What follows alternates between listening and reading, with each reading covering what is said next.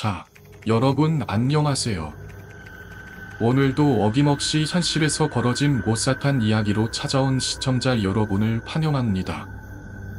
이번 이야기는 시청자 지하철 꼬마님께서 직접 겪은 실화를 바탕으로 하고 있으며 지금부터 그분의 목소리를 통해 그날의 기억 속으로 함께 들어가 보도록 하겠습니다. 네, 안녕하세요. 반갑습니다.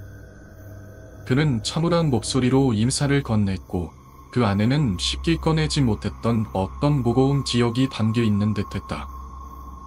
이 이야기는요, 처음부터 꺼내려고 했던 건 아니에요. 솔직히 요즘같이 힘든 시국에 사람들 만나면 다들 요즘 뭐 좋은 일 있어? 라는 말부터 하잖아요. 경기도 안 좋고 답답한 일 많고 그렇게 평범한 대화 속에서 그는 아주 우연히 이 이야기를 꺼내게 되었다고 했다. 시작은 대략 2003년, 장소는 부산의 오래된 거리 한복판이었다. 그땐 제가 27살이었어요. 고등학생 시절엔 조금 어긋난 길을 걷기도 했죠. 학교는 다녔지만 공부는 뒷전이었고 부모님은 어떻게든 대학 졸업장이라도 따보라고 하셨어요. 결국 그는 성적과는 상관없이 갈 수 있는 지방 사립대에 입학했고 군대를 다녀온 후 복학하여 졸업을 앞두고 있었다. 그때 처음 알바라는 걸 해봤어요. 서면 쪽에 있는 선술집에서요. 그는 말을 이었다. 그곳은 정말 정신없는 곳이었어요. 술에 취한 사람들이 가득했고 시비는 언제든 터질 수 있었죠. 그날도 두 테이블이 서로 욕설을 터붓기 시작했고 그는 조용히 바나나 말리려 했다. 형님 싸우지 마시고 술 한 잔 더 하시죠. 웃으며 분위기를 틀어보려 했지만 문제는 그 다음이요. 그쯤에서 이번엔 저를 향해 돌고 넘어지더라고요. 그는 당시를 떠올리며 잠시 말을 멈췄다. 그냥 그런 술자리 다툼인 줄 알았어요. 그런데요. 그날 이후부터 뭔가 이상했어요. 집에 돌아오는 길, 이상하게 낯선 지천이 느껴졌고 꿈에서도 자꾸 똑같을 사람이 나타났어요. 그날 싸움을 벌였던 그중 한 명이요. 그는 분명히 저를 똑바로 쳐다보고 있었죠. 이후 그의 일상은 점점 무너져 내리기 시작했다. 어느 날은 새벽에 누군가 창문을 두드리는 소리에 잠에서 깼고 또 어느 날은 문 앞에 젖을 신발이 놓여 있던 적도 있어요. 우리 집 현관엔 누구도 들어올 수 없는데도요. 그는 숨을 고르며 덧붙였다. 그 집, 나중에 알고 보니까 예전에 살던 사람이 술집에서 의문사했대요. 그리고 그날 이후도 그 사람의 얼굴을 본 사람들이 다들 무슨 이유에서인지 한 명씩 연락이 뜸쳤다더라고요. 이야기가 끝난 뒤에도 그가 바라보는 시선은 어딘가 소금을 맴돌고 있었다. 마치 아직도 누군가가 자신을 지켜보고 있다는 듯이. 부산의 낡은 거리, 서면의 뒷골목. 사람들 속에 묻혀 사라진 이야기. 하지만 누군가에겐 그 맘은 여전히 끝나지 않은 공포로 남아 있었다. 그 사람이 술만 마시면 말이지요. 술버릇이 아주 안 좋았던 모양이에요.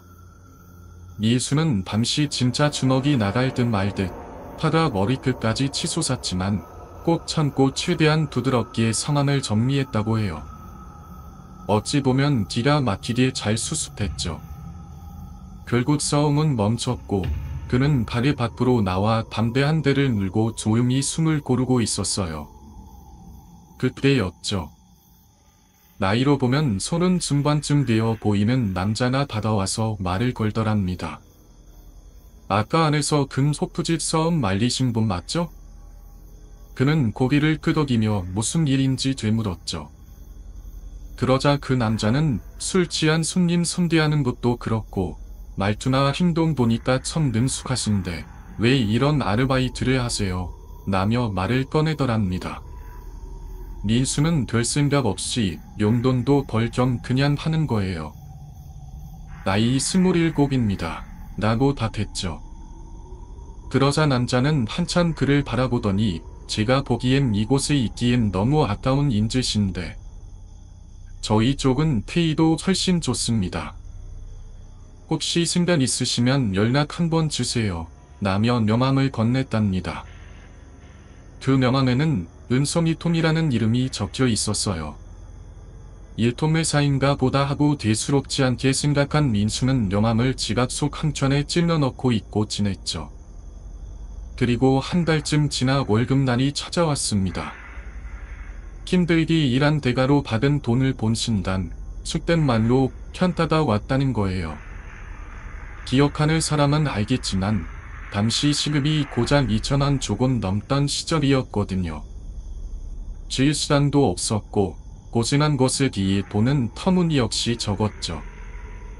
그때서야 민수는 지갑에서 그 명함을 꺼내 들었습니다. 한번 전화나 해볼까 하는 생각에 전화를 걸었고 수화기 너머로 들려온 목소리는 익숙했습니다. 기억하죠? 기억하죠? 대학로 땡땡오프에서 뵀던 분 맞으시죠? 그쪽도 기억을 하고 있었고 민수는 본격적으로 취업 준비 중이라 정식 직장으로 생각해도 되는 곳인지 물었어요. 그러자 상대방은 오후 4시에 어디로 오라는 문자를 보냈고 주소를 확인해보니 뜻밖에도 그 장소는 유흥가였습니다. 여긴 좀 이상한데 싶은 마음을 안고 찾아간 곳은 가온달란 지점이라는 간판이 붙은 조용한 밭이었어요. 이를 열고 들어서자 아까 그 남자가 나와 반갑게 맞이했죠. 인수나 여기서 뵀네요. 라고. 인사하자. 그는 그래요. 여기서 봬요. 혹시 메이터 이해해볼 생각 있으신가요? 라고 본론을 꺼냈어요. 처음엔 당황스러웠지만 드디어 이야기를 듣고는 생각이 흔들렸습니다. 기본급 150의 팁까지 받으면 훨씬 많을 겁니다. 한번 해보시죠. 그 순간 민수의 머릿속에선 이걸 해야 하나 말아야 하나라는 갈등이 휘몰아쳤습니다. 눈앞의 돈은 매력적이었지만 그 뒤에 숨겨진 것들은 아직 아무도 말해주지 않았거든요. 그리고 그 선택은 그의 인생에서 결코 되돌릴 수 없는 문 하나를 열게 되는 계기가 되었죠. 이수가 처음 그곳에서 일을 시작하게 된 건 아주 단순한 생각 때문이었다. 똘비, 너 여기서 돈 꽤나 벌 수 있을 것 같다. 용돈벌이라 생각하고 그냥 해봐. 그렇게 주변에서 등을 떠밀듯 권유받았고 마침 학교 생활도 시큰둥했던 민수는 큰 고민 없이 시작하게 되었다. 막상 일을 해보니 의외로 적성에 맞았다. 무엇보다도 먼저 자리를 잡은 누님들이 이것저것 챙겨주고 손님들에게 자연스럽게 팁을 받을 수 있도록 분위기도 만들어주고 남은 술도 가끔 얻어마시며 분위기를 즐겼다. 괜찮네, 이 생활. 그는 점점 그 일상에 젖어들었고 4학년 2학기를 앞두고 아예 학교의 발길을 끊었다. 졸업장 있어봤자 뭐하냐. 그냥 돈 모아서 나중에 내 방이나 차리지. 그렇게 그는 본격적으로 금 이용업소에서 일하기 시작했고 몇 년 동안 그 안에서 사람들과 어울리며 살아갔다. 그러던 어느 날 우연히 대학 시절 친구들을 만나게 되었다. 이제는 각자의 길을 걷기 시작한 친구들 중엔 결혼까지 한 사람도 있었다. 그들을 보며 민수는 문득 생각이 들었다. 사람답게 사는 게 저런 거였지. 그는 학교를 자퇴한 것이 소외스러워졌고 다행히 지망되는 등록만 하면 복학이 가능하다는 걸 알고 있었기에 다시 마음을 다잡았다. 그래, 졸업장만 따다. 나도 제대로 살아보자. 이미 어느 정도 돈도 모아놓은 상태였기에 복학 신청을 넣고 메이터 생활을 적었다. 시간이 생기자 그는 사내 경험을 해보겠다며 일반 회사에 지원했고 운 좋게 입사까지 성공했다. 하지만 막상 해보니 현실은 달랐다. 야근은 기본, 월급은 세금 떼고 나면 140만 원도 안 됐다. 내가 한 달에 벌던 돈은 글 이상이었는데 마음이 흔들리기 시작했고 결국 그는 복학 신청도 취소하고 다시 원리 일로 돌아갔다. 그런데 글쎄 말도 오래가지 못했다. 어느 날 술을 마시다 위장에 큰 문제가 생겼고 급기야 일을 그만두고 의안에 들어가게 되었다. 병원 신세를 지며 쉬는 동안 그는 그간의 씀씀이를 돌아보게 되었다. 한참 돈을 많이 벌 때의 습관이 남아있었던 탓에 일을 쉬는 동안에도 지출은 줄지 않았고 결국 통장은 점점 바닥을 드러내기 시작했다. 이 돈 떨어지면 나 진짜 뭐하지? 일반 회사로는 돌아갈 수 없었고 결국 다시 처음 영함을 줬던 그 사람을 떠올리게 되었다. 그리고 그 순간 민수는 또 하나의 선택 앞에 서 있었다. 그 선택이 다시 한번 평범했던 그의 삶을 전혀 예기치 못한 방향으로 이끌게 될 줄은 아직 아무도 알지 못했다. 민수는 결국 마지막 친남처럼 예전에 같이 일했던 마담 누님에게 전화를 걸었다. 누님, 저 민수예요. 민수야? 웬일이야? 누님, 혹시 더 자리 하나 남은 거 없어요? 그는 조심스럽게 물었지만 누님은 한숨부터 쉬었다. 아이루, 지금 자리가 없지. 우리 가게도 삼촌들 다 차 있고 내가 아는 다른 다리들도 다 꽉 차서. 민수는 반절했다. 누님, 진짜 어떻게 자리 하나만 만들어봐요. 나 요즘 진짜 힘들어요. 왜? 돈 떨어졌냐? 일도 해야 되고 통장도 바닥이고요. 그러자 누님은 한참을 고민하더니 말했다. 야, 너도 이제 나이 좀 있잖아. 그냥 다시 미이터 말고 다른 직업 하나 소개해줄까? 뭐 좋은 자리 있어요? 내가 매일 연락처 하나 줄게. 거기 한번 전화해봐. 오늘은 내가 미리 얘기해 놓을게. 근데 또 술집이에요? 아니야, 회사야. 그냥 전화해서 궁금한 거 있으면 물어봐. 다음날 아침 10시 미수는 누님이 준 번호로 전화를 걸었다. 어제 김누님께 소개받아서 전화드렸습니다. 네, 연락받았습니다. 일자리 찾으신다고요? 네, 혹시 면접 가능할까요? 예, 이쪽 사무실로 오세요. 약속된 장소는 술집과는 전혀 다른 분위기였다. 최근 새롭게 조성된 버나다 중심부 고급 빌딩 안의 한 사무실. 간판은 없었지만 코스먼 보고 찾아난 그곳은 꽤나 세련된 인테리어를 갖춘 사무공간이었다. 직원들은 모두 반듯한 실미 정장을 입고 있었고 모기도 깔끔하게 정돈되어 있었다.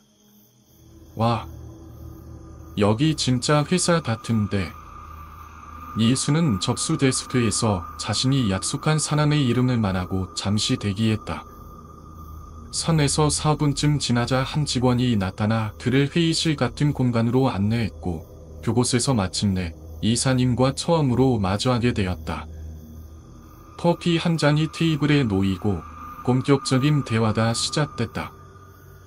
여기 어떤 곳인지 궁금하실 텐데요.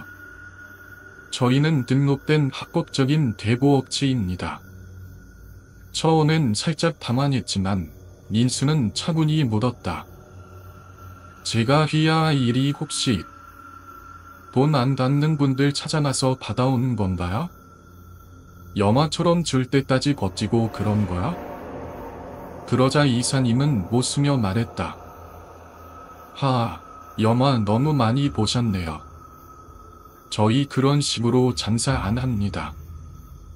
그렇게 민수는 예상치 못했던 또 다른 세계의 문 앞에 서 있었다. 술과 밤, 킥과 위스키의 세계를 떠나 정장을 입은 또 다른 어른들의 전쟁터로. 하지만 그가 아직 몰랐던 건 이 세계도 결코 순한 곳은 아니라는 것이었다. 저희는 합법적으로 등록된 회사입니다. 그 말을 듣고 나니 민 씨의 마음이 한결 가벼워졌다. 그래도 혹시 몰라 조심스럽게 물어보았다. 그럼 K는 혹시 어떻게 되나요? 이사님은 미소를 지으며 말했다. 듣기로는 돈을 조금 많이 벌고 싶으셔서 일자리를 찾으신 거라 들었습니다. 맞으신가요? 네, 맞습니다. 저희는 사무직과 현장직으로 나뉘어 있어요. 사무직은 일반적인 사무일이고 돈을 좀 벌고 싶으시다면 현장직 쪽을 추천드립니다. 현장직은 어떤 업무를 하나요? 뭐 특별한 건 없습니다. 고객의 재산 상황을 파악하거나 기본적인 정보 정리 수준이에요. 걱정하시는 그런 일은 안 합니다. 그렇게 듣고 나니 괜찮아 보였다. 민수는 다시 묻었다. 혹시 급여는 어느 정도인가요? 기본급은 300만 원으로 시작합니다. 거기에 인센티브가 추가로 붙습니다. 본인의 노력 여하에 따라 수입은 더 많아질 수 있어요. 300만 원 스타트의 인센티브까지, 그리고 차량 제공, 주 5일 근무. 민수는 속으로 탄성을 질렀다. 와, 이 정도면 정말 파격적이다. 웨이터 생활할 때도 이런 대우는 못 받았는데. 이사님은 이어 말했다. 다만 4대 보험은 가입하지 않습니다. 그게 더 좋죠. 세금도 안 떼니까요. 인수는 속으로 웃었다. 한 달에서 두 달은 수습 기간입니다. 그동안은 기본돈의 절반인 150만 원만 지급됩니다. 이후 정식 직원으로 전환되면 300부터 시작이고요. 한번 일해 보시겠습니까? 예, 시켜만 주십시오. 그렇게 민수는 새로운 직장 생활을 시작하게 되었다. 처음 2주는 사무실에서 기본 업무를 배우는 시간이었고 특별히 힘들진 않았다. 전화 응대, 서류 정리, 시스템 확인, 평범한 일들이었다. 당시가 2004에서 2005년 즈음이었는데 그때 법정 최고 이자가 무려 63%였다고 기억한다고 했다. 이런 환경에서 나는 충분히 수익이 나겠구나. 그렇게 민수는 안심했고 2주 소에는 본격적으로 자금집행부라는 부서에 배치되었다. 그곳은 말 그대로 돈이 나가는 부서였다. 거기서 처음으로 선자, 나는 개념을 접하게 되었는데 쉽게 말해 합법의 위험을 갖추기 위해 쓰는 계약서 영어화 방식이었다. 민수는 느꼈다. 그래도 내가 영화에서 봤던 그런 응지 업체는 아니구나. 적어도 겉모습으로는 이곳은 깔끔하고 합리적인 구조를 갖춘 괜찮은 회사였다. 그는 그렇게 믿기 시작했다. 그리고 그 믿음은 아직 그가 보지 못한 진짜 민낯을 가리고 있는 야는 장막에 불과했다. 민수는 그 회사에서 성실하게 일하며 직원들과도 무난하게 지냈고 어느새 현장직으로 전환되어 본격적인 업무를 배우기 시작했다. 처음 2주 동안은 특별한 건 없었다. 이름, 주소, 연락처가 적힌 명단을 받아들고 고객의 집으로 찾아간다. 물을 두드려 양해를 구하고 집 안에 재산이 될 만한 물건들을 디지털 카메라로 촬영하고 사진과 간단한 기록을 정리해서 사무실에 제출하는 것이 전부였다. 이거 생각보다 별거 없네. 인수는 그렇게 일을 시작했고 겉보기에는 아주 간단한 작업이었다. 하지만 마음 한켠에는 의문이 남았다. 근데 이것만 하는데 왜 이렇게 돈을 많이 주지? 호기심이 생긴 민수는 자신이 항상 보고하던 상사에게 조심스럽게 물었다. 이런 조사 왜 하는 건가요? 상사는 담담하게 대답했다. 보통 채무자가 상황이 어려운 상황이면 회사는 선택을 해야 돼. 법적으로 절차를 밟아 재산을 압류하고 처분할지, 아니면 그야말로 마른 오징어를 짜듯 어떻게든 끌어낼지를 말이지. 그리고 그 정보를 제공하는 역할이 바로 민씨의 일이었다. 그제서야 퍼즐이 맞춰졌다. 길린 돈보다 집에 있는 물건 값이 더 나나는 굳이 압박할 필요가 없다는 거구나. 그래서 묻었다. 근데요, 마른 오징어는 어떻게 짜요? 그러자 상사는 고비를 끄덕이며 짧게 말했다. 그런 건 알 필요 없어. 그 뒤로도 민수는 묵묵히 일을 이어갔다. 현장질이 되면서 사무실도 조금 낡은 지역으로 옮겨졌지만 업무 강도는 크게 다르지 않았고 나름 만족스러웠다. 시간이 흐르고 수습기간이 끝난 지 어느덧 1년이 채 안 되었을 무렵, 민수는 일이 익숙해질 무렵 조금씩 다른 업무 지시를 받기 시작했다. 이번 거는 조금 가난하게 대응해보세요. 어때요? 봐서 뭐 살아도 내야 하나요? 아니요, 상단이요. 상환 위지를 확인하세요. 만약 직업이 없다면 저희가 일자리도 연결해드릴 수 있으니까요. 들으면 들을수록 이 회사는 참 친절한 회사처럼 느껴졌다. 직업도 알아봐 주신다고요? 그러며 동네에선 일해봤자 얼마 못 벌어요. 외국으로 나가서 6개월만 일하면 웬만한 빚 다 닫습니다.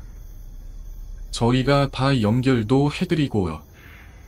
민수는 조금은 당황했지만 상사의 태도는 너무도 확신에 차 있었고 말도 논리적이었다. 그래서 지시에 따라 새로운 고객들을 만나기 시작했다. 그런데 이상했다. 이전까진 대부분의 고객들이 민수 앞에서 위축되어 있었고 턱조적인 판이었다. 하지만 그 무렵부터 만나는 사람들의 눈빛이 바뀌었다. 뭔데? 당신 누구야? 집까지 쳐들어와서 뭘 하겠다는 거야? 점점 더 많은 고객들이 적대적이었고 예민했고 방어적이었다. 그리고 민수는 본능적으로 느끼기 시작했다. 이제 내가 바라서고 있는 건 단순한 채무 문제가 아니다. 사람들의 삶을 짓누르는 경계선이라는 걸. 그 선을 넘는 순간 자신도 다시는 이전으로 돌아갈 수 없게 될지도 모른다는 불길한 예감이었다. 처음엔 민수도 많이 당황했었다. 얼굴에 대고 침을 뱉는 사람, 욕설을 터붓는 사람, 소리를 지르며 주먹을 휘두르려는 사람, 심지어 물건을 집어 던지는 사람까지. 그런 이들을 숭배하다 보니 자연스레 주눅이 들었지만 시간이 흐를수록 민수의 태도도 말투도 조금씩 변해갔다. 여기서 늘리면 내가 지는 거다. 그런 생각으로 걷지다 보니 본인도 모르게 단단해지고 있었다. 그 즈음 회사는 본격적으로 외국 취업 알선을 통해 상환을 유도하기 시작했다. 회사와 연계된 여행사를 통해 출국과 취업이 모두 패키지처럼 준비되어 있었고 국내에서도 일자리가 있으면 연결해주는 시스템이 마련되어 있었다. 민수는 단순히 채무 상환을 점검하는 것에서 나아가 채무자들의 월급날까지 체크하며 상환 기일을 직접 관리해야 했다. 그리고 거기서 나오는 인센티브가 생각보다 컸다. 민수는 더 적극적으로 움직이기 시작했고 회사는 그런 직원들에게 특정 타겟을 주는 랭크 3 오더를 내리기 시작했다. 이 사람들 3명은 진짜 어렸다. 매국도 안 나가려 하고 아무리 흔들어도 물이 안 나오는 사람들이야. 회사는 원금의 딱 10%만 회수할 거고 나머지는 전부 너희가 가져. 그야말로 고위험 고수입. 민수는 그중 1명, 택시 아저씨를 타겟으로 삼았다. 저 사람은 내가 직접 터치하면서 결국 받아내고 말겠다. 민수는 다른 업무를 마친 뒤 넷시의 주소를 들고 길을 나섰다. 주소지로 가는 길은 생각보다 험했다. 발톱내 그 중에서도 가장 깊숙한 곳, 여기 정말 사람이 사나 싶은 곳이었다. 좁고 꼬불꼬불한 길을 따라 오름으로 찾아간 그곳은 마치 폐가처럼 보였다. 문은 반쯤 열려 있었고 민수는 조심스레 안으로 들어가 작은 마당 앞에 섰다. 뎁시 계세요? 뎁시 계세요? 대답은 없었다.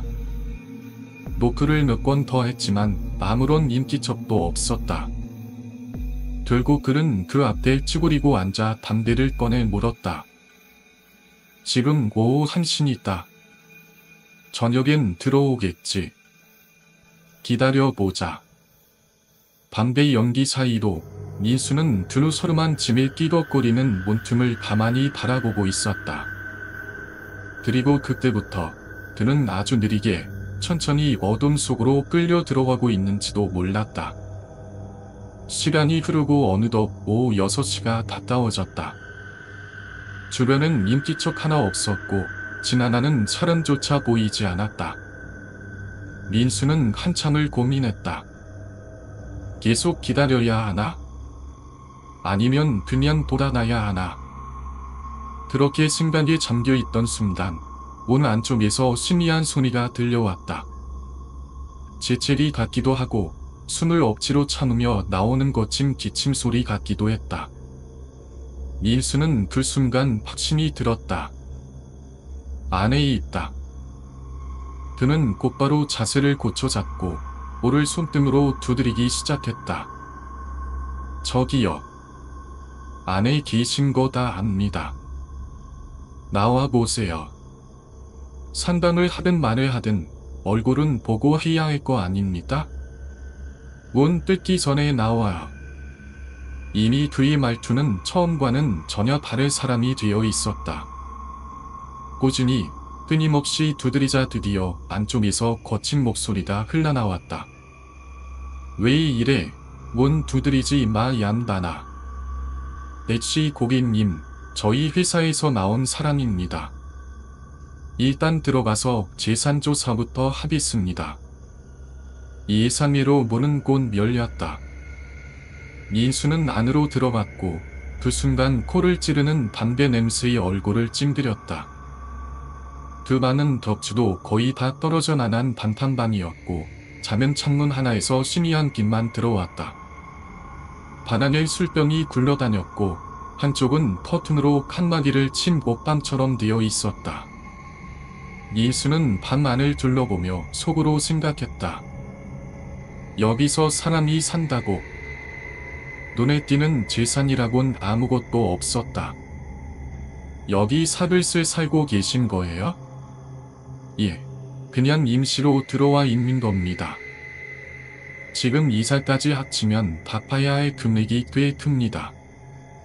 제가 본사랑 협의해서 조금 반면해드릴 순 있어요. 원금은 70도 안 되는 금액이었지만 몇 년간의 이사가 복고부터 1,000만 원을 넘긴 상태였다. 제가 500으로 줄여드릴게요. 금리 이사는 어렵습니다. 하지만 덱시는 고개를 저으며 말했다. 돈 없어요. 배째라 그래. 그럼 저리라 연결해드릴 수 있는 프로그램이 있습니다. 해외든 국내든 노동을 통해 갚으시는 방법이 있어요. 그러자 덱시는 한숨을 쉬며 다리를 걷어 올랐다. 내가 지금 보시다시피 이 모양인데 일을 어떻게 하라고요? 한쪽 다리는 심하게 다쳐 있었고 제대로 걷는 것도 어려워 보였다. 민수는 한동안 말이 없었다. 이 사람을 어떻게 해야 하지? 잠시 후 그는 조심스럽게 말했다. 사장님, 전 협박하러 올 사람 아닙니다. 도와드릴 방법을 찾으러 온 사람입니다. 앉아서 할 수 있는 일도 있으니까 제가 한번 알아봐 드릴게요. 저 믿어보세요. 덱시는 민수를 조용히 바라보다가 조금 누그러진 얼굴로 물었다. 이름이 뭐요? 똘비입니다. 똘비. 똘비 대리. 그래도 지금까지 왔던 사람들하고는 다르네. 방법을 제시하니까 나도 뭐라도 해봐야겠다는 생각이 드네. 그 밤 안 축축한 벽과 낡은 커튼 사이로 민수와 백씨는 어색하지만 묘한 신뢰를 만들어가고 있었다. 나도 이자 많이 붙은 거 알아요. 그래도 당신처럼 얘기해준 사람은 처음이네요. 그 순간 민수는 느꼈다. 그는 단순히 돈을 받는 사람이 아니라 사람의 마지막 자존심 앞에 서 있는 사람이 되어 있었다. 우리 렉시 아저씨가 그 얘기를 듣고 처음엔 어이없다는 표정을 지었지만 민수는 그런 반응도 충분히 예상하고 있었다. 그니까요. 저도 알아요. 말도 안 되는 일이처럼 들릴 수 있다는 거. 근데 그래도 우리가 방법을 찾아보지 않으면 아무것도 바뀌지 않잖아요. 민수는 조심스럽게 말을 이어갔다. 제가 중간에서 중재 역할을 해볼게요. 아저씨한테 무조건 불리하지 않도록 해볼게요. 렉시는 한참을 고민하더니 결국 말했다.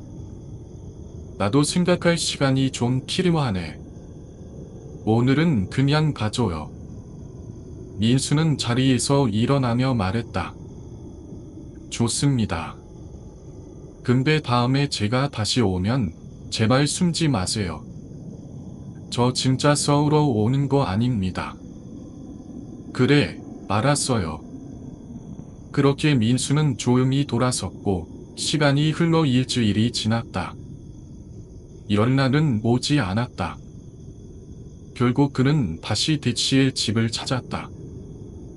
문을 두드리며 큰 소리로 말했다. 아저씨, 잘 지내셨죠? 전화가 없어서 직접 왔어요. 이번에는 전략을 바꿨다. 한솔은 소주와 과자, 단단한 안주거리를 들고 있었다. 이거 드시라고 가져왔어요. 소주도 순병, 과자도 좀 있고요. 렉시는 문을 열었다. 아이고, 나가지도 않았어요. 환기 좀 시켜야겠네. 이러다 곰팡이 튀겠어요. 민수는 일부러 웃으며 말했다. 담배 살 돌은 있나 보네요? 하아. 이번엔 바닥에 밀어붙이기보단 부드럽게 반하라는 전략이었다. 거실에 들어서자마자 민수는 조심스럽게 꺼냈다. 소주 한 잔 천천히 하시면서 제가 말한 건 좀 생각해 보셨어요? 렉시는 담배를 찌우며 고개를 숙였고 잠시 후 말했다. 시간이 좀 지나서 그런지 이제는 마음이 조금 움직이긴 하네. 근데 용기가 잘 안 나. 민수는 소주병 뚜껑을 조심스레 열며 말했다. 아저씨, 저 지금 소리 안 지르고 있죠? 진심으로 말씀드리는 거예요. 도와드리려는 겁니다. 렉시는 그제야 조금 웃으며 말했다. 그래도 우리 똘비 대리는 다르네.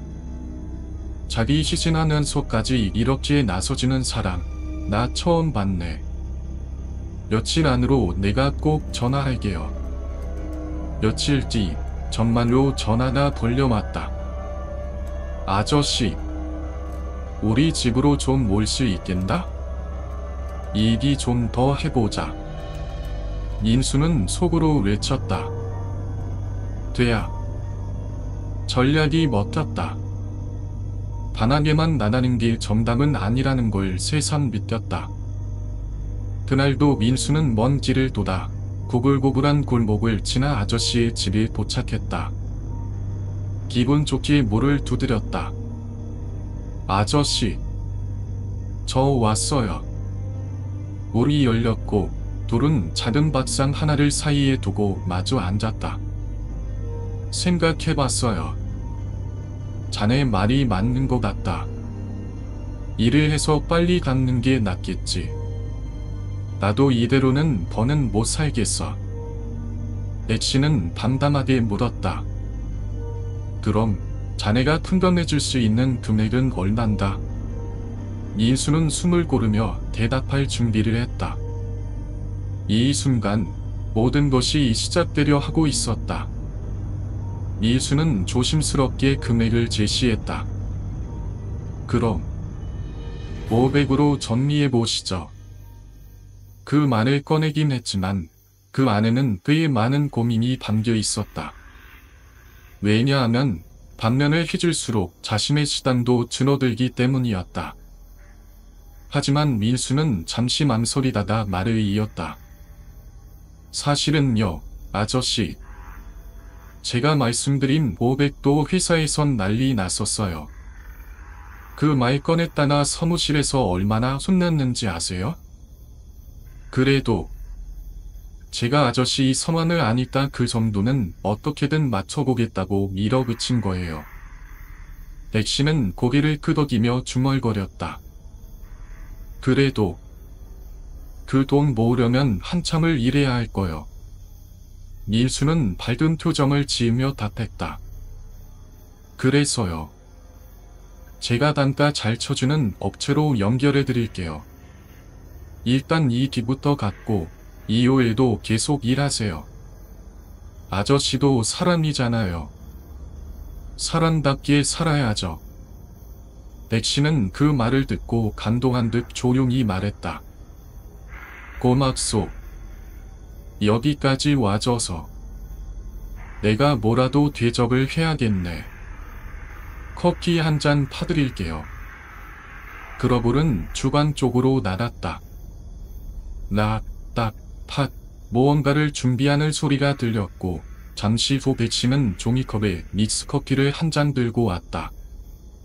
항상 이렇게 날 찾아주고 걱정도 해주는데 내가 제대로 대접할 게 없네.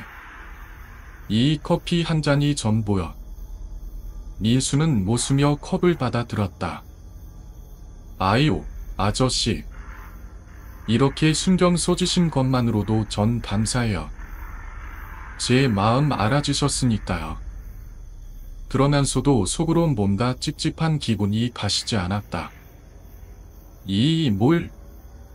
뭔가 이상한데. 어디서 길어온 물일다. 커피 입만 살짝 뗐다. 순간 묘하게 숨맛이 올라왔다. 이거 무슨 맛이지?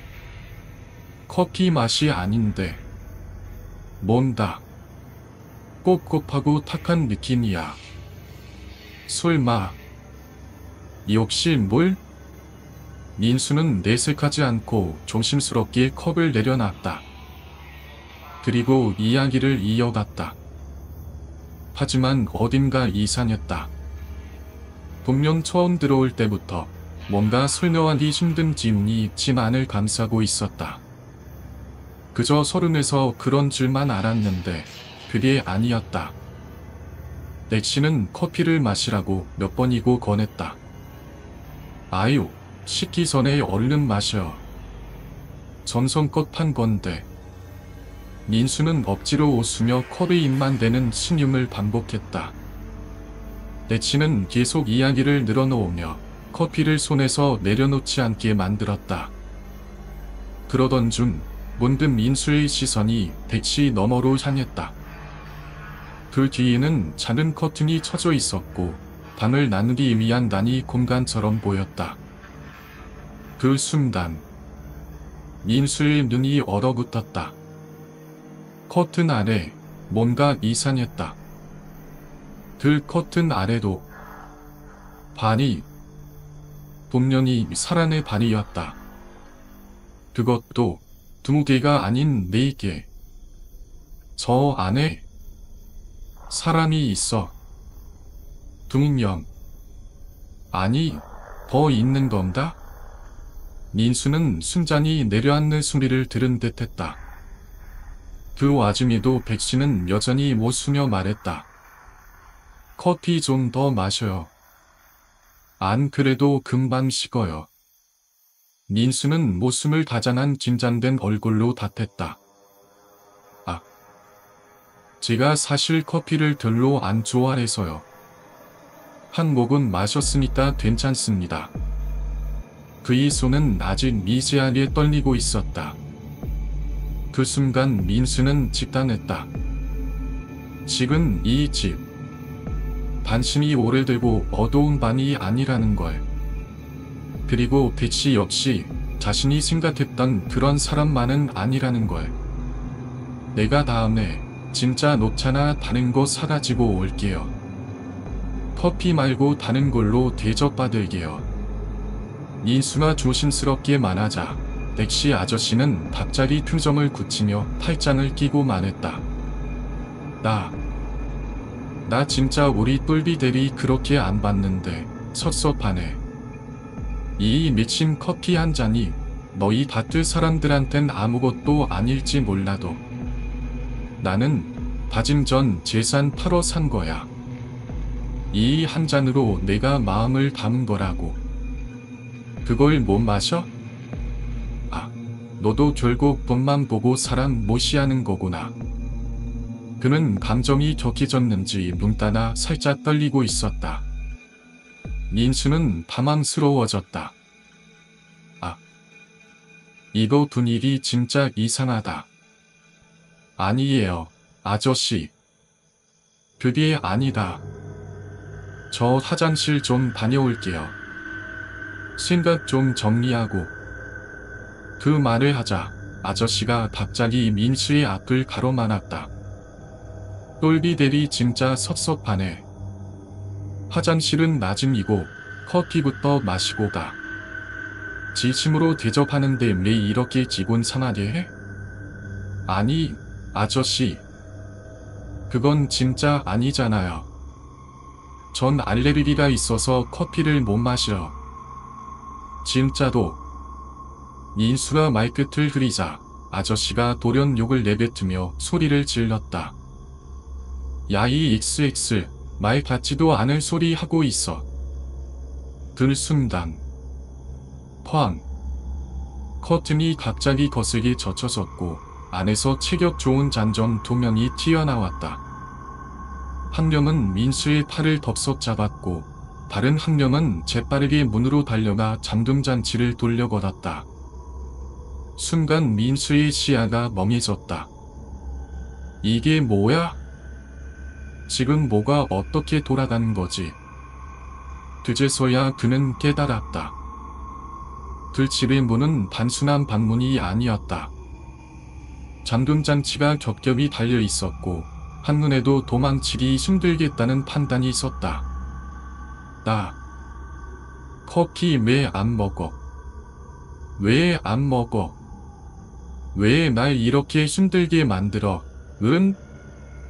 백씨 아저씨는 소리 지르며 민수의 뺨을 찰싹 때렸다. 순간 고막이 물릴 만큼 아프고 다만스러움의 말이 나오지 않았다. 그리고 기이 있던 두 남자가 민수의 양팔을 고정시켰다. 한 명은 그의 머리카락을 움켜쥐고 머리를 뒤로 젖혔다. 다른 한 명은 민수의 코를 틀어막았다. 민수가 본능적으로 숨을 헐떡이려는 찰나 백씨가 손에 든 커피를 민수의 입 안으로 들이부었다. 입은 반대로 벌어졌고 목은 젖혀졌고 코는 막혔다. 커피는 그대로 목구멍을 타고 넘어갔다. 민수는 몸을 거둥거렸지만 두 사람의 힘은 너무 셌다. 입 안 바득 커지는 탓하고 쓴 냄새, 그리고 끈적하게 목을 타고 흐르는 액체. 그는 곧 곤욕질이 올라왔다. 하지만 한 남자가 민수의 입을 틀어막았다. 토해도 다시 삼켜. 그리고는 다시 코를 막고 입을 더 세게 누르며 말했다. 삼켜. 다 삼켜. 남기지 마. 민수는 숨을 쉴 틈도 없이 그 커피를 억지로 꿀떡꿀떡 삼켜야만 했다. 몸부림치며 주변을 휘저었지만 벽은 단단했고 방은 좁았고 볼은 잠겨 있었다. 그 순간 민수의 머릿속은 하얘졌다. 그리고 생각했다. 이 터키 도대체 뭔데? 그때였어요. 한 명이 옆에 있던 나무 막대 같은 걸 집어들고 갑자기 민수의 옆구리를 강하게 내리쳤어요. 빵! 순간 숨이 턱 막히는 충격이었죠. 고통이 채 지나기도 전에 택시 아저씨가 발끈하며 미쳤어요. 야 이씨! 바지에 스크래치 나잖아. 스크래치 낸다고 XX야.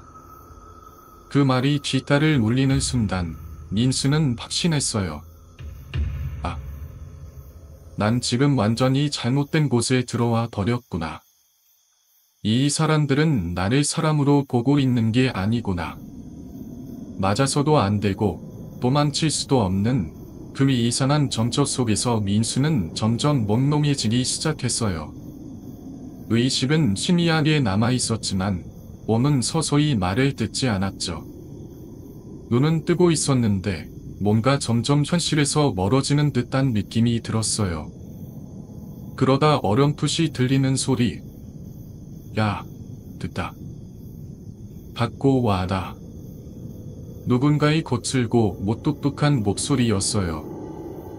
눈이 어지럽고 흐릿했지만 민수는 희미하게 보였어요. 방 안으로 빨간색 고무 다라이가 들어오는 게 누군가 그 커다란 플라스틱 봉을 민수 앞에 놓고는 그 안에 민수를 쏙 집어넣은 거예요. 우리가 흔히 공장이나 시장에서 쓰는 큰 다라이 있잖아요. 민수는 그 속이 완전히 들어갔고 미에서는 뚜껑이 팍 하고 덮였습니다. 그리고 불이 꺼졌고 민수는 뭔가 흔들리는 걸 느꼈어요. 이건 차다. 어디론가 나를 싣고 가고 있어. 이게 내 인생이 끝나는 건가.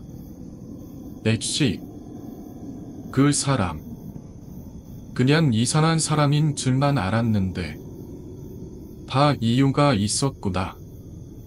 민수는 소리와 공포에 휩싸였어요. 내가 너무 쉽게 믿었다.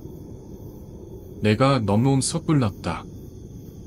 몸은 제대로 움직이지 않았지만 기적처럼 바지 주머니 안에 있던 핸드폰이 아직 살아있었어요.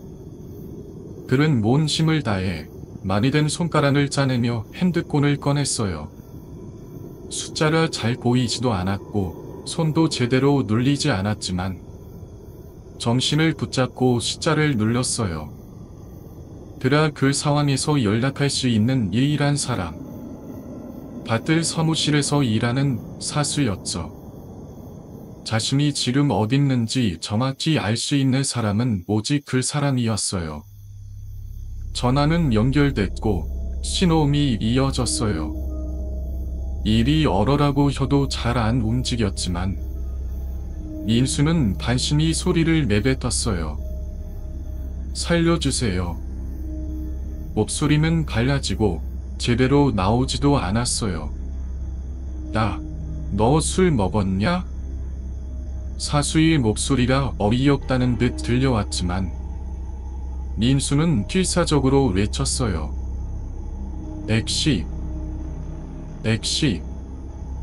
넥시한테 살려주세요. 제발. 그리고 들린 마지막 한마디. 버터. 또 전화가 끊겼어요. 그 뒤로 차는 천천히 움직이기 시작했어요.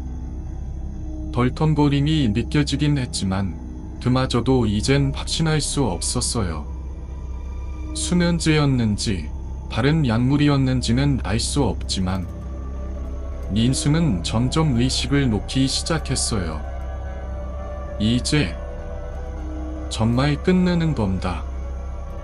눈앞이 흐릿해지고 숨결도 약해졌고 마지막으로 남은 건 단 하나. 후회. 그 하나뿐이었어요. 소리도 안 들리고 밤낮도 사라지고 모든 게 또 배하고 끊어져 버렸을 때 민수는 생각했다. 아, 이번 생은 여기서 끝나는구나. 엄마, 아빠, 미안해요. 그렇게 의식이 완전히 꺼지는 순간 한 줄기 빛이 스쳐갔다. 눈을 떴다. 그리고 보였다. 자신이 누워있는 곳은 바로 사무실의 낡은 소파 위였다. 여기다. 왜? 주변엔 아무도 없었다. 그는 천천히 몸을 일으켰다. 머리는 깨질 듯 아팠고 고토감이 밀려왔다. 팟잔 위엔 자신의 핸드폰이 놓여 있었다. 꿈이었다. 하지만 몸은 분명 이상했고 커튼 너머로 본 달, 반지로 쏟아진 커피, 고무다라이, 그 모든 게 선명했다. 떨리는 손으로 핸드폰을 들고 민수는 사수에게 전화를 걸었다. 과장님, 저예요. 나 괜찮냐? 지금 뭐 좀 산원하단 찬이야. 거기 좀만 있어. 금방 갈게. 1분도 안 돼 사수는 사무실로 들어왔다. 그는 민수를 보자마자 달려와 물 한 잔을 건네주며 말했다. 일단 안정 좀 취해. 너 수면제 썼다. 그냥 잠들게 한 거래. 다른 건 아니래. 민수는 고개를 끄덕이며 물었다. 수면제. 먹어본 적이 없어서 모르겠는데 원래 이렇게까지 돼요. 야, 근데 그 상황에서 내가 나한테 전화한 건 진짜 신의 한 수였다. 그 상황에서 다른 데다 전화했으면 넌 지금 여기 없었을 수도 있어. 걔네들 뭐하는 얘들이에요? 사수는 심각한 얼굴로 대답했다. 걔네 너 350만 원을 출구 치러 쓴 거잖아. 네가 감면해준다며 500 말했지? 그러면 회사 목 50대고 너한텐 450 난잖아. 근데 걔네가 보기엔 난 너를 갖다 팔면 그보다 훨씬 더 많은 돈을 받을 수 있었던 거야. 민수는 숨을 삼켰다. 나 패치담할 뻔한 거예요. 그래. 진짜로. 사수는 조용히 말했다. 우리가 왜 이런 일 할 때 제대로 알아보고 움직여야 한다고 말하는진 아냐? 너 너무 돈에 눈이 멀었던 거야. 민수는 고개를 숙이며 말했다. 죄송합니다. 진짜 죄송해요. 그래도 도와주셔서 너무 감사합니다. 그날 이후 민수는 몸을 추스르며 이틀간 회사를 쉬었다. 그 이틀 동안 그는 정말 많은 생각을 했다. 이 일을 계속해야 할까? 내가 사람으로서 할 수 있는 일이 맞을까? 회사로 돌아온 날, 그는 결심을 밝혔다. 과장님, 저 그만두려고요. 과장은 물난 얼굴로 말했다. 왜? 너 요즘 일도 잘하잖아. 수단도 괜찮고 빡센 일도 아니고. 아니요. 전 이제 이 일이 무서워서 더는 못하겠어요. 그는 조용히 말했다. 제가 사람을 너무 쉽게 보고 있었던 것 같아요. 그리고 나도 그 안에서 조금씩 변하고 있었고요. 그 순간 민수는 진심으로 깨달았다. 돈보다 더 무서운 건 내가 아니게 되는 그 과정이었다. 그래, 알았어. 이사님한테 내가 얘기할게. 못하겠다는데 억지로 시킬 수는 없잖아. 과장이 이해하는 듯 말해줬고 그렇게 마무리되는 줄 알았어요. 그런데 1시간도 안 지나서 이사님 소출이 떨어졌대요. 다시 처음 회사를 만났던 그 삐까번쩍한 건물로 향했고 엘리베이터를 타고 익숙한 사무실로 들어가 이사님과 마주 앉았어요. 이사님은 첫 마디부터 나를 세웠죠. 똘비, 내가 너 뽑은 지 1년 넘었지? 네, 1년 좀 넘었습니다. 꼭 이렇게 내 얼굴에 똥칠을 해야겠냐? 그 말에 민수는 조심스럽게 고개를 숙였어요. 이사님, 저 무슨 일이 있었는지 아시잖아요. 제가 반이 자라서 그런 일 다시는 못 겪을 것 같습니다. 이사님은 한숨을 쉬더니 말했다. 그래. 그러면 마지막이다. 어차피 내 앞으로 출장 일정 하나 잡혀 있었잖아. 해외 출장 하나만 갔다 와. 그럼 그만둬도 돼. 해외 출장에 이어? 그래. 지금 우리 애들 몇 명 해외로 나가 있어. 그쪽에서 관리 좀 해주고 얼굴 한번 비춰줘야 돼. 이건 좀 더 짬 있는 애들인데 관광도 좀 하고 쉬엄쉬엄 하면 돼. 회사 돈으로 해외도 다녀오고 나면 생각이 바뀔 수도 있잖아. 그 정도만 하고 그만둬. 그렇게 마지막이라고 하니까 별다른 거부는 하지 않았대요. 출국 날짜 잡고 스케줄만 맞추면 되는 상황. 딱히 급한 일도 없으니 밀수는 집에서 담배를 피우며 멍하니 TV를 보고 있었대요. 그러다 문득 생각이 났어요. 내가 지금까지 해외로 보낼 사람 중에 2명 있었지. 그 사람들 잘 일하고 있나? 빚은 잘 갚고 있나?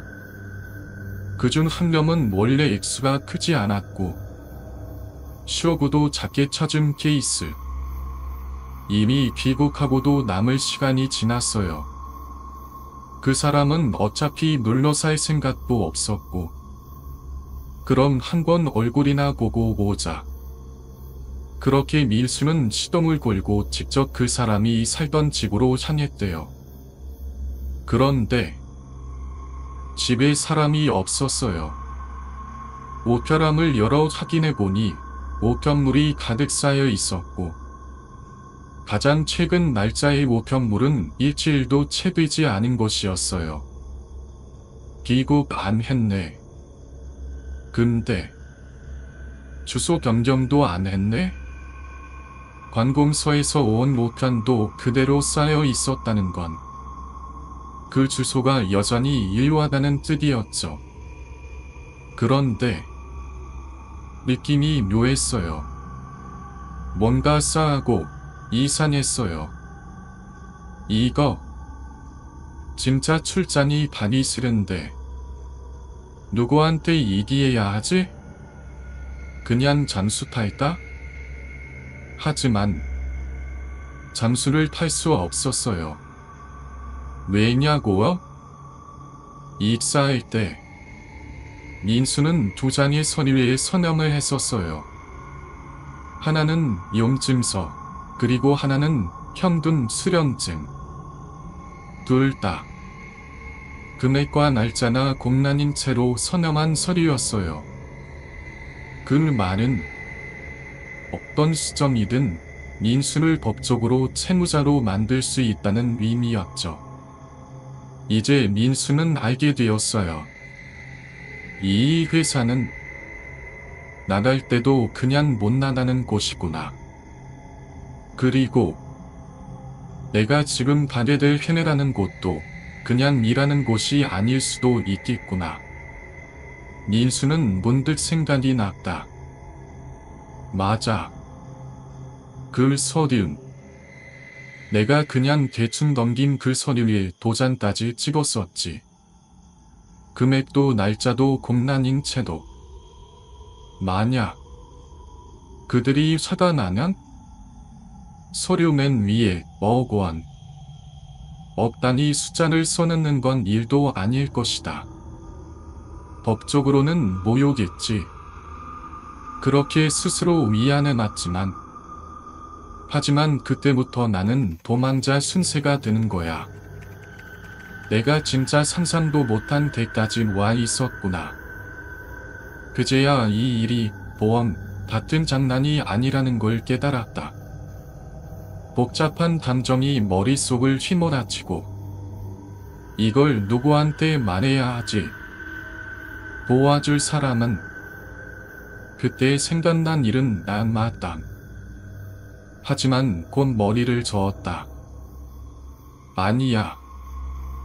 마담도 어차피 한띠일 가능성 높다.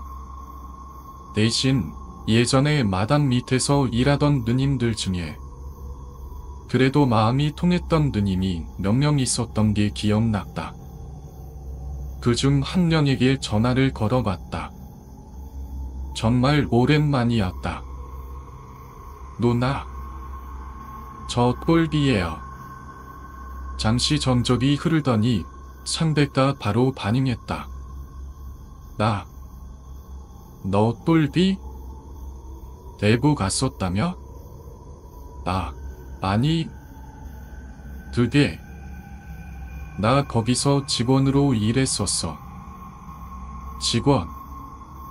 누가 거기 소개시켜줬는데? 마담 누님이요. 순간 전압이 너머에서 욕이 터졌다. 미쳤다 진짜. 걔가 너를 거기 보냈다고? 말이 돼. 와. 진짜 그건 아니다. 민수는 떨리는 목소리로 묻었다. 누나 좀 말해줘. 거기 뭐야? 진짜 뭐 하는 데야? 그 누나는 잠시 숨을 고르고 조름이 말했다. 대부는 알지? 돈 빌려주는 데잖아. 근데 거기 동남아에서 들어와. 대한민국 돈이 아니야. 민수는 순간 어리둥절했다. 동남아 돈이야?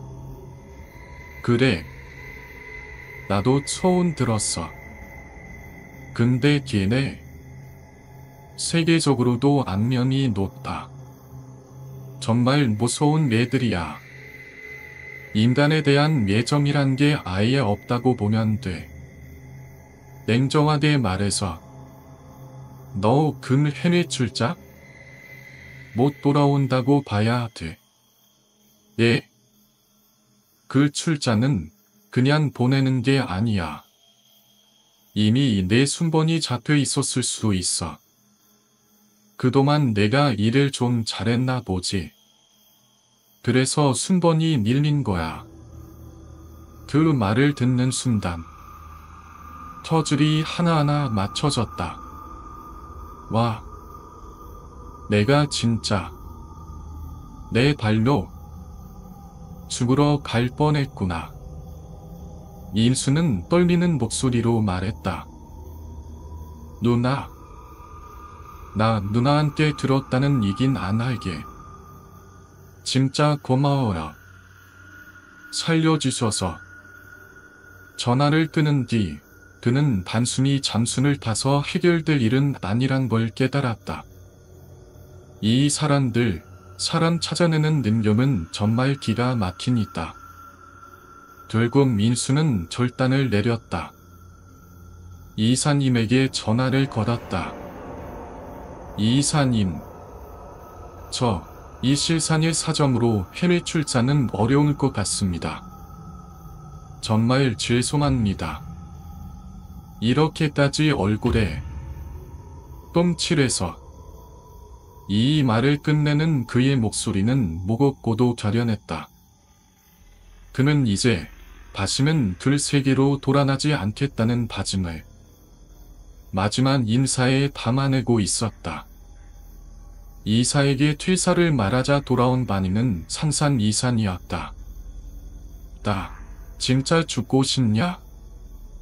그 말에 민수는 숨을 삼키며 최대한 낮은 목소리로 대답했다. 죽고 싶은 사람이 어디 있겠습니까, 이사님. 정말 사정 좀 봐주십시오. 2년 동안 최선을 다해 일했고 성과도 나는 잘 냈지 않습니까? 하지만 이사님의 투점은 조금도 틀리지 않았다. 그래, 내 말은 알겠어. 근데 나가기 전에 우리 하나는 명확히 하자. 넌 1년 동안 회사에서 총 얼마 받았냐? 민수는 대충 계산해서 말했다. 그래도 한 5천만 원쯤 되지 않겠습니까? 좋아. 그럼 2,500만 원 대타네. 네. 제 월급을 왜요? 넌 이 바닥노를 너무 우습게 봤어. 여긴 내 맘대로 들어왔다다. 내 맘대로 나갈 수 있는 곳이 아니야. 반절은 뱉어내는 게 원칙이고 앞으로 조용히 살아. 너 여기서 봤던 거 많잖아? 혹시라도 신고라도 해봐. 그 순간부터 넌 지도 새도 모르게 사라질 수 있는 사람이야. 민수는 덜덜 떨면서도 묻었다. 그 소리들 그거 진짜 쓰는 건가요? 이사님은 웃으며 대답했다. 불법 사용증, 현금 수령증. 기억나지? 날짜란 금액만 채워 넣으면 널 채무자로 만드는 건 일도 아냐. 그 말이 너무 무서워서 민수는 결국 순둥했다. 살고 싶어서라. 그렇게 남은 돈의 절반을 뱉어내고 마지막으로 말했다.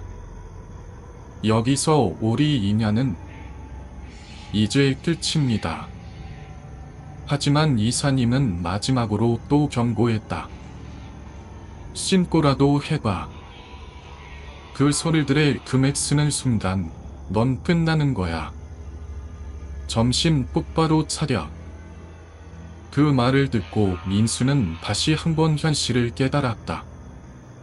이 문서들은 단순한 계약서가 아니었구나. 이건 사람을 조용히 없애기 위한 예고장이었어. 그 후 민수는 한 번 더 예전에 도움을 줬던 누님과 통화를 했다.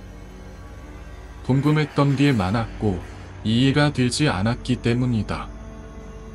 자신은 실제로 이 대부업체가 법대로 돈을 빌려주고 정상적인 이자율로 회수하는 모습을 본 적이 있었다. 그런데 왜 한편에선 사람을 해외로 보내고 있었던 걸까? 누님은 조용히 설명했다. 이런 대부업체는 합법에서 시작해.